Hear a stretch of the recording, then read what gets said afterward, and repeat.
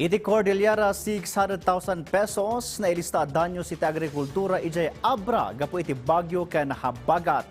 Kabayatan na may sa baba ijay Sagada Mountain Province mapukpukaw agipadamag ni Angel Kim Pengosro.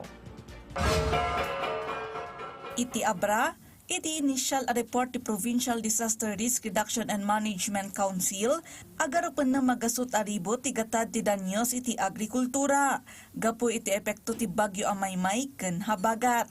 Iti nasa ua kantidad, nasurok 167,000 pesos ti mapatapata adadael iti nagduduma akita ti mula.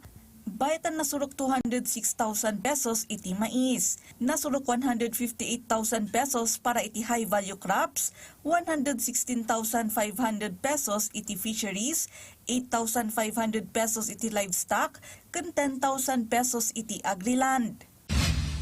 Kabayatan na, nang ipaay iti relief assistance ti provincial a gobyerno ti Abra iti 425 a pamilya, an apektaran gapo iti agtultuloy a panagtudo.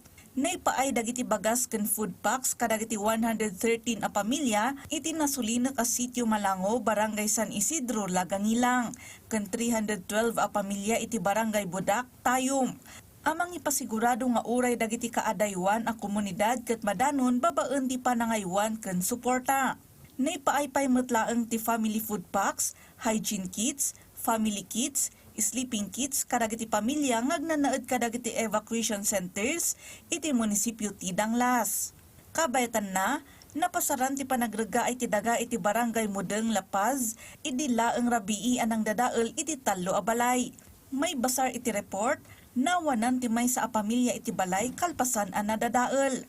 Bayat anay padamag ang nasugatan ti may sa a senior citizen. Kabayatan na, sa nga 13 a pamilya tinaypasidong iti forced evacuation, kontemporaryo nga agnanaed iti Mudeng Elementary School.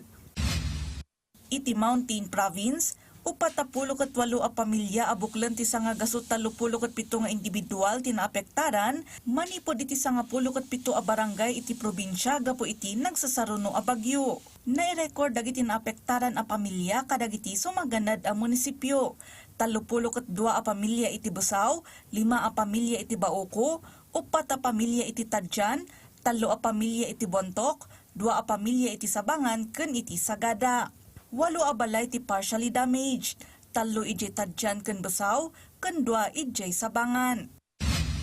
Kabayatan na, agtultuloy ti panangisayangkat dagiti masuknan iti search and rescue operation tapno masarakan ti mawawan amay sa ababai a residente ti Barangay Demang, Sagada. Mapukpukaw daytoy sipod alauna ti Parbangon idi Domingo.